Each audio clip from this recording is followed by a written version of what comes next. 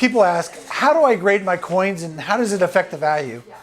Well, everyone that I ever encounter, of course, wants to be optimistic when they have something and say, well, I hope it's the best grade possible, especially when you're looking in the book and one grade that's a good 4 is $10, and then you slide all the way to the right where it's MS 65 or 70 and you see 14,000. So you think, well, I want my coin to be that grade. So how do we get from determining if it's good 4 for $14 or MS 70 for 14,000?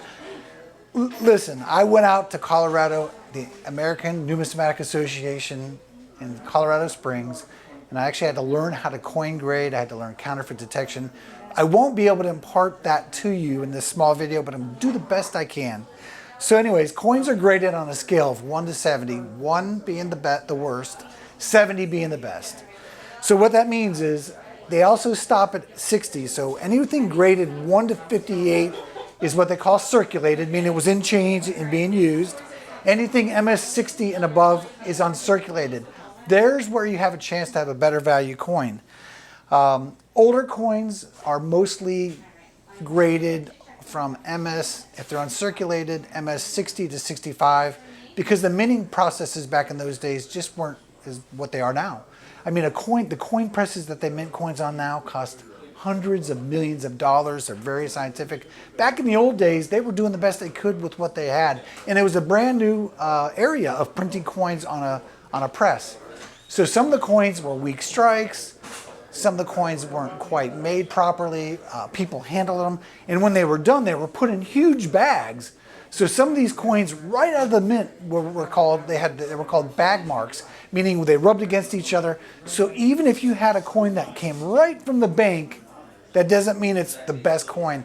It could have got a big scratch on it. And remember, back in the old days, when they shipped these coins out from Philadelphia to out west, they were in train cars, stagecoaches. So imagine a coin being inside that bag, rubbing around, banging against each other. They call those getting bag marks. And that's why just because you have something that came right from the mint or right from the bank doesn't mean it's the perfect grade. And couple that with the old striking procedures, the older coins barely got above MS 65. So when you look in that book and you're seeing MS 65, 66, 65s are generally, let's say 65 might be worth $100, 66 is worth $2,000. Well, it's extremely hard to get in older coins to get that one grade up because of all the circumstances that were omitted. Now, modern coins, you can get a modern coin and you can get a roll of modern coins and send it right to the mint. Every one of them is probably going to be a 68, 69, or 70, meaning the top 3% because of how well that machine strikes the coin, how well they're taken care of.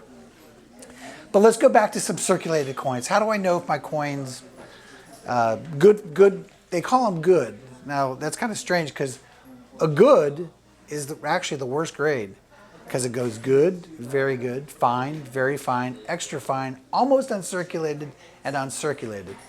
The best way I can tell you is if I was someone like you guys trying to figure out how to grade your coins, if it's on a scale of 1 to 10, 10 being the best, 10 is probably uncirculated. If it's a 5, that's kind of very fine territory. If it's a 1, that's good territory. So if you can describe to me or any coin dealer over the phone on a scale of 1 to 10, because of our grading expertise and our training at the ANACS, we can probably tell you pretty close what it's going to be. Now you get it to uncirculated and you start trying to make me guess on the phone whether it's MS 60 or 70. Can't do that at all. It's impossible. So the MS 60 to 70, if you think you have something rare, we've talked about grading services. You have to send that out to the grading services. But remember, $30 a whack. So do you really want to send something out that if it's worth one grade $30, $40, $50, you don't want to do that because you're wasting money. So you're going to send a coin out, spend $30 getting it graded, and it's only worth $40. So now your coin, you're $10 into it. It's not worth it. So coins that you're going to send out to be graded have to be high grade, have to be extremely rare, basically have to be worth grading. So again, also cleaning your coins. If you have a coin that's been cleaned, say it's uncirculated, and it's been harshly cleaned, it could knock it down 1, 2, 3, even 4 grades. Meaning it goes from being worth $1,000 in uncirculated down to 50 in very good. And that's very common. So don't clean your coins. That's my coin dealer plug of the day. Do not clean your coins. And of course, there's proof coins. What is a proof coin? Well, a proof coin is not the best coin.